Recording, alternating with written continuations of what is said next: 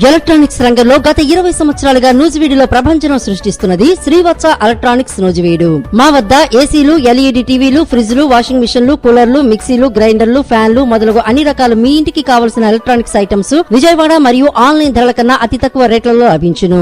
Airtel, DTH, Airtel, Jio, air fiber net authorised dealer. అన్ని కంపెనీల టీవీలకు, ఏసీలకు రిమోట్లు లభించును. సులభ వాయిదాల పద్ధతిలో ఈఎంఐ సౌకర్యం కలదు. విచ్చేయండి శ్రీవత్స ఎలక్ట్రానిక్స్, పొట్టి శ్రీరాములు బొమ్మ సెంటర్, మెయిన్ రోడ్, నూజివీడు.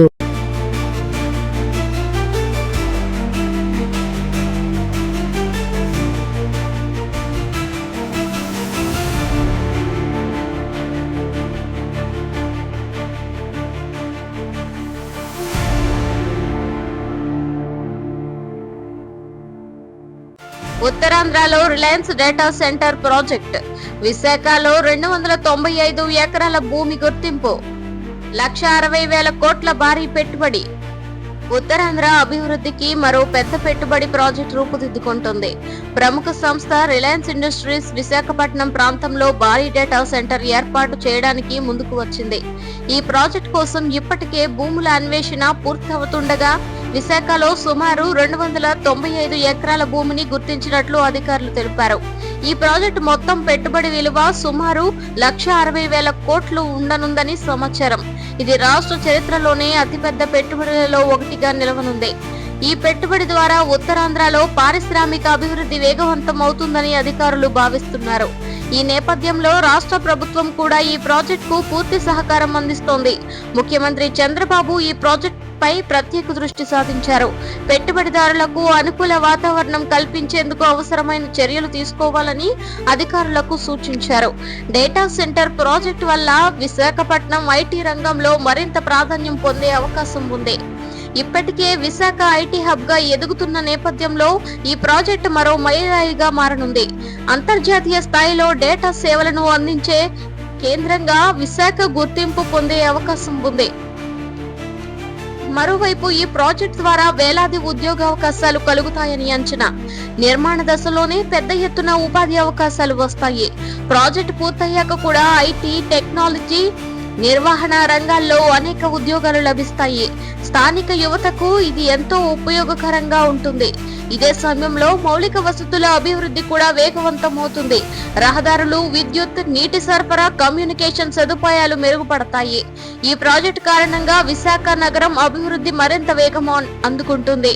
మరోవైపు పర్యావరణ పరిరక్షణకు కూడా ప్రాధాన్యం ఇస్తున్నట్లు కంపెనీ వర్గాలు చెబుతున్నాయి. ఆధునిక సాంకేతికతతో విద్యుత్ వినియోగాన్ని తగ్గించేలా ప్రణాళికలు రూపొందిస్తున్నారు. పునరుత్పాదక శక్తి వనరులను వినియోగించే అవకాశాలు పరిశీలిస్తున్నారు. ప్రభుత్వం ఈ ప్రాజెక్టును త్వరగా ప్రారంభించేలా చర్యలు తీసుకుంటుంది. అవసరమైన అనుమతులు వేగంగా ఇవ్వాలని నిర్ణయించింది. భూమి కేటాయింపు ప్రక్రియను కూడా త్వరగా పూర్తి చేయాలని అధికారులకు సూచించింది. ఇదే సమయంలో నిపుణులు ఈ ప్రాజెక్టును రాష్ట్రానికి ఎంతో ఉపయోగకరంగా భావిస్తున్నారు. భారీ పెట్టుబడులను రావడం వల్ల ఆర్థిక వ్యవస్థ బలోపేతం అవుతుందని చెబుతున్నారు. అలాగే ఐటీ రంగంలో రాష్ట్రం ముందంజలో నిలుస్తుందని అభిప్రాయపడుతున్నారు. ప్రజలు కూడా ఈ ప్రాజెక్ట్ పై ఆనందం వ్యక్తం చేస్తున్నారు.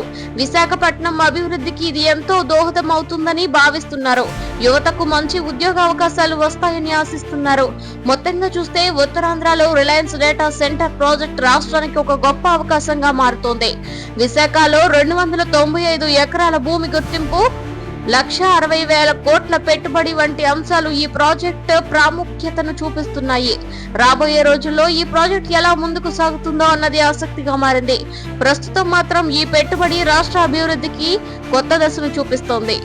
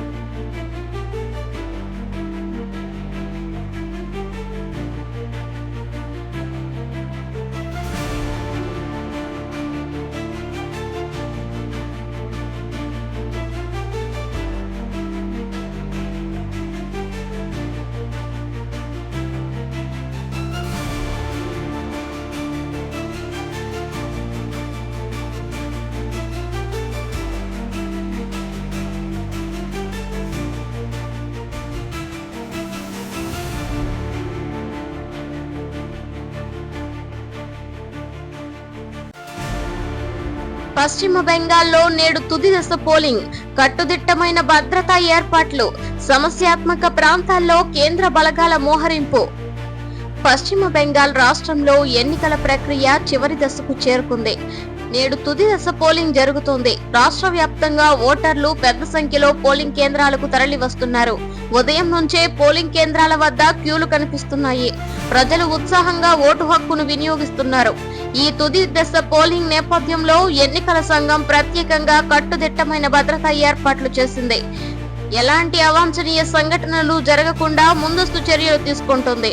ముఖ్యంగా సమస్యాత్మక ప్రాంతాల్లో కేంద్ర భద్రతా బలగాలను భారీగా మోహరించింది. ఈ ఎన్నికల్లో ప్రధానంగా అధికార పార్టీ నేత మమతా బెనర్జీ మరియు కేంద్ర నాయకత్వం మధ్య పోటీ తీవ్రంగా కొనసాగుతుంది. గత కొన్ని రోజులుగా ఎన్నికల ప్రచారం వేడెక్కింది. సభలు, ర్యాలీలు పెద్ద ఎత్తున జరిగాయి. నాయకులు ఒకరిపై ఒకరు విమర్శలు చేసుకుంటున్నారు. తుది దశ పోలింగ్ కావడంతో ప్రతి ఓటు కీలకంగా మారింది. గ్రామీణ ప్రాంతాలు, పట్టణాలు ప్రాంతాలు అన్న తేడా లేకుండా ప్రజలు పెద్ద సంఖ్యలో పాల్గొంటున్నారు. మహిళలు, యువత, వృద్ధులు సమానంగా ఓటు వేస్తున్నారు. ఇది ప్రజాస్వామ్యంపై ప్రజల విశ్వాసాన్ని చూపిస్తోంది. మరోవైపు ఎన్నికల సంఘం పోలింగ్ ప్రక్రియను సమర్థంగా నిర్వహించేందుకు ప్రత్యేక ఏర్పాట్లు చేసింది. ప్రతి పోలింగ్ కేంద్రంలో సిబ్బందిని నియమించి అవసరమైన సౌకర్యాలు కల్పించింది.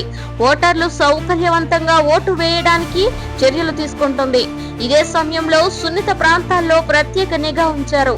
ఎక్కడైనా ఉద్రిక్తతలు తలెత్తకుండా కేంద్ర బలగాలు గస్తీ కాస్తున్నాయి. పోలింగ్ కేంద్రాల వద్ద భద్రతను మరింత పెంచారు. అధికారులు పరిస్థితిని నిరంతరం గమనిస్తున్నారు. మరోవైపు ఓటర్లు కూడా శాంతియుతంగా పోలింగ్ లో పాల్గొంటున్నారు. ఎక్కడా పెద్దగా ఉద్రిక్తతలు పరిస్థితులు నమోదు కాలేదని అధికారులు తెలిపారు. చిన్నపాటి సంఘాలు చోటు చేసుకున్నప్పటికీ వెంటనే అదుపులోకి తీసుకున్నారు. నిపుణుల అభిప్రాయం ప్రకారం ఈ తుది దశ పోలింగ్ ఫలితాలపై కీలక ప్రభావం చూపే అవకాశం ఉంది. ఇప్పటికే జరిగిన దశల్లో మంచి పోలింగ్ నమోదైంది. ఈ దశలో కూడా అదే ఉత్సాహం కనిపించడం విశేషం. ఇదే సమయంలో రాజకీయ పార్టీలు కూడా ఈ దశపై ప్రత్యేక దృష్టి సాధించాయి. చివరి వరకు ఓటర్లను ఆకర్షించేందుకు ప్రయత్నాలు చేశాయి. తుది ఫలితాల్లో ఈ దశ కీలక పాత్ర పోషించే అవకాశం ఉంది. మరోవైపు ఎన్నికల ఫలితాలపై రాష్ట్ర వ్యాప్తంగా ఆసక్తి నెలకొంది. ప్రజలు తమ ఓటు ద్వారా ఏ పార్టీకి మద్దతు ఇస్తారో అన్నది ఉత్కంఠగా మారింది. ఫలితాలు వెలువడే వరకు ఈ ఉత్కంఠ కొనసాగనుంది. మొత్తంగా చూస్తే వెస్ట్ బెంగాల్లో నేడు జరుగుతున్న తుది దశ పోలింగ్ ప్రశాంతంగా కొనసాగుతోంది. కట్టుదిట్టమైన భద్రతా ఏర్పాట్లు, కేంద్ర బలగాల మోహరింపు వల్ల ఎన్నికల ప్రక్రియ సజావుగా సాగుతోంది. ప్రజలు కూడా బాధ్యతగా పాల్గొంటూ ప్రజాస్వామ్యాన్ని బలోపేతం చేస్తున్నారు. రాబోయే రోజుల్లో ఫలితాలు ఎలా ఉంటాయో అన్నది దేశవ్యాప్తంగా ఆసక్తిగా మారింది.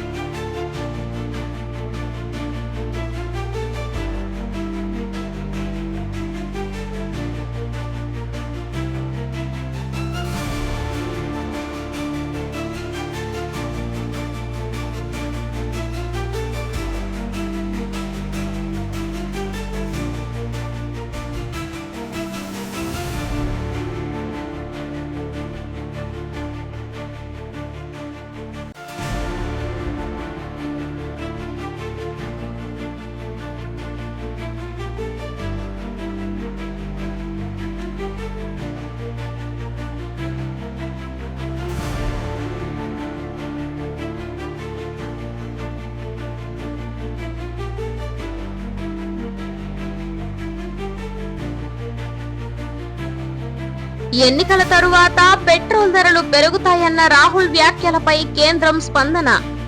పుకార్లు నమ్మవద్దని ప్రజలకు సూచన. అవసరానికి మించి నిల్వలు వద్దని హితవు. దేశవ్యాప్తంగా పెట్రోల్ ధరలపై చర్చలు మళ్లీ వేడెక్కాయి. ముఖ్యంగా ఎన్నికల తరువాత పెట్రోల్ ధరలు భారీగా పెరుగుతాయని కాంగ్రెస్ నాయకుడు రాహుల్ గాంధీ చేసిన వ్యాఖ్యలు రాజకీయ వర్గాల్లో చర్చకు దారితీశాయి. ఈ వ్యాఖ్యలపై కేంద్ర ప్రభుత్వం వెంటనే స్పందిస్తూ వాటిని పూర్తిగా ఖండించింది. కేంద్ర ప్రభుత్వం తరపున స్పందించిన నేతలు ఈ వ్యాఖ్యలను తప్పుదారి పట్టించే ప్రచారంగా అభివర్ణించారు. ప్రజల్లో భయం కలిగించేలా ఇలాంటి వ్యాఖ్యలు చేయడం సరైనది కాదని పేర్కొన్నారు. పెట్రోల్ ధరల విషయంలో ఎలాంటి నిర్ణయాలు ప్రజలకు తెలియకుండా తీసుకోమని స్పష్టం చేశారు. ఈ నేపథ్యంలో ప్రజల్లో కొంత ఆందోళన కనిపిస్తోంది. కొన్ని ప్రాంతాల్లో ప్రజలు ముందుగానే పెట్రోల్ నిల్వ చేసుకోవాలని ప్రయత్నిస్తున్నట్లు సమాచారం. దీనిపై ప్రభుత్వం ప్రత్యేకంగా స్పందిస్తూ అవసరానికి మించి పెట్రోల్ కొనుగోలు చేయకూడదని సూచించింది. మరోవైపు అధికారులు కూడా ప్రజలకు అవగాహన కల్పిస్తున్నారు. పుకార్లను నమ్మకుండా అధికారిక సమాచారాన్ని విశ్వసించాలని సూచిస్తున్నారు. ఒకేసారి ఎక్కువ కొనుగోలు చేస్తే తాత్కాలిక కొరత ఏర్పడే అవకాశం ఉందని హెచ్చరిస్తున్నారు. చమురు సరఫరా వ్యవస్థ సాధారణంగానే కొనసాగుతోందని అధికారులు తెలిపారు. దేశానికి అవసరమైనంత పెట్రోల్, డీజిల్ నిల్వలు ఉన్నాయని స్పష్టం చేశారు. ఎలాంటి కొరత సమస్య లేదని పేర్కొన్నారు. మరోవైపు పెట్రోల్ ధరల నిర్ణయం అనేక అంతర్జాతీయ అంశాలపై ఆధారపడి ఉంటుందని నిపుణులు చెబుతున్నారు. ముఖ్యంగా ముడి చమురు ధరలు, మారకపు విలువలు, అంతర్జాతీయ పరిస్థితులు వంటి అంశాలు దీనిపై ప్రభావం చూపుతాయి. అదే సమయంలో ఎన్నికల సమయంలో ఇలాంటి ప్రచారాలు సాధారణమని విశ్లేషకులు చెబుతున్నారు. రాజకీయ పార్టీలు తమ అభిప్రాయాలను వ్యక్తపరుస్తూ ప్రజలను ఆకర్షించడానికి ప్రయత్నిస్తున్నారని పేర్కొన్నారు. మరోవైపు ప్రజలు కూడా ఈ పరిస్థితిని గమనిస్తూ జాగ్రత్తగా వ్యవహరిస్తున్నారు. చాలా మంది అవసరానికి తగ్గట్టు మాత్రమే పెట్రోల్ కొనుగోలు చేస్తున్నారు. ప్రభుత్వం ఇచ్చిన సూచనలను పాటిస్తున్నారు. ఇదే సమయంలో రాష్ట్ర ప్రభుత్వాలు కూడా పరిస్థితిని గమనిస్తున్నాయి. ఎక్కడైనా పెట్రోల్ బంకుల వద్ద రద్దీ పెరిగితే వెంటనే చర్యలు తీసుకోవాలని అధికారులకు సూచిస్తున్నారు. ప్రజలకు ఎలాంటి ఇబ్బందులు కలగకుండా చర్యలు తీసుకుంటున్నారు. మొత్తంగా చూస్తే ఎన్నికల తరువాత పెట్రోల్ ధరలు పెరుగుతున్నాయని వ్యాఖ్యలపై కేంద్ర ప్రభుత్వం స్పష్టత ఇచ్చింది. పుకార్లను నమ్మకుండా ఉండాలని ప్రజలకు సూచించింది. అవసరానికి మించి పెట్రోల్ నిల్వ చేయకూడదని హితవు పలికింది. ప్రజలు కూడా బాధ్యతగా వ్యవహరించాలని, ఎలాంటి సమస్యలు లేకుండా పరిస్థితి సాధారణంగా కొనసాగుతోందని తెలిపారు. ప్రస్తుతం మాత్రం ఈ అంశంపై దేశవ్యాప్తంగా చర్చకు దారితీసింది.